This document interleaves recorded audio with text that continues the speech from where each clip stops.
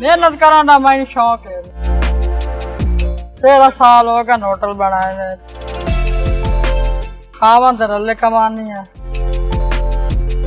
एक हाथ ना ताड़ी नहीं बजती जब तक दो हाथ ना बजे, दो हाथ रले ना ताड़ी बजती है। असा सिर्फ दो पति बनाई है, पानी इस्तेमाल नहीं करे। मेरा ना खालदा पर चाह बनाई गर्मी दूध बिकेने चाय बनाई सर्दी सोन हलवा बर्फी चाय ये तैयार होती। अच्छी चाय इस्तेमाल करें खावा तो रले कमानी है। असा सिर्फ दूध पत्ती बनाई है, असा पानी इस्तेमाल नहीं करें।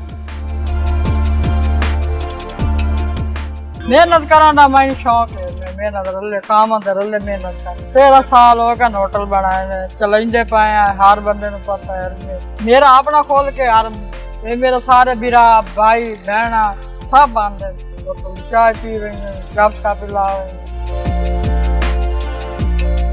मेहनत करें तो शाम वेले अल्लाह पाक रिज़्क दे देंगे, रोटी खा लेंगे। मैं के घर वेले बैठे बैठे बीमार हो गए, ब्लड बाद ये वो। सुबह आने 5 बजे, शामी 10 बजे। क्या चले ना चले ऐसा बैठे छुट्टी को नहीं सकते।